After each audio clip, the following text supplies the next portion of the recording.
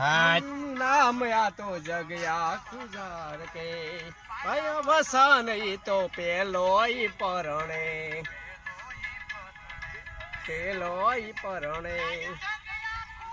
કરની જાન લઈને હા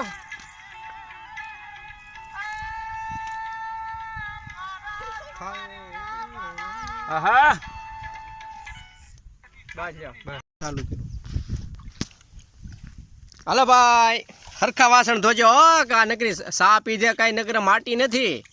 આ પછી સા પીને આની વાહ કેવડી તો મેને તો હોય જવો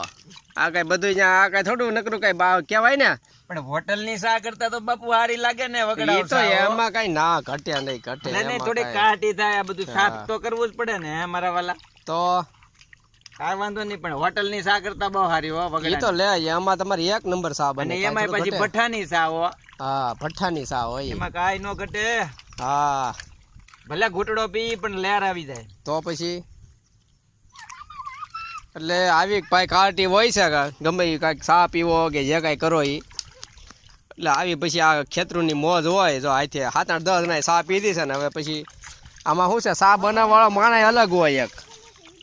પછી પીવાવાળા અલગ હોય અને વાસણ ધોવાળા એક માણા હોય એટલે આમાં બધું ભાઈ હવે થોડું કરે ને તો એ થાય એક ભાઈ સ્પેશિયલ સૂલો જગવાવાળો હતો સૂલો જગવ્યા વરસતા વરસાદમાં એનાથી સૂલા જ જગે એનાથી બીજું કાંઈ ન જગે એ ખાલી અડે ને ત્યાં જગી જાય કારણ કે ગામના ગામે એને જગવી નાખ્યા હોય એટલે હળગાવાનો એ માસ્ટર હોય એટલે પછી શું છે ભર સોમાહમાં એ સૂલો જગવે એટલે એ સૂલો જગવીને હળગાવી દે પછી આપણે સા પાણી બનાવીને પછી વાસણ ધોઈ નાખવાના એટલે આવું હોય ભાઈ હાઈ ક્લાસ ઊંધા વાળી દો એટલે વાસણ કોરા થઈ જાય હો ઘર જેવી સિસ્ટમમાં હાલવાનું ઘર જેવું હા બસ એમ નકર કઈ ના આપણે કઈ થોડું આમ બસ હાઈ ક્લાસ હવે સુકાઈ જાય ને પછી લઈ લેવાના છે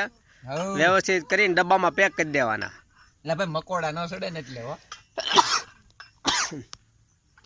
એ તો ભાઈ ગોળ હોય ને માખ્યું ને મકોડા ને બધું આવે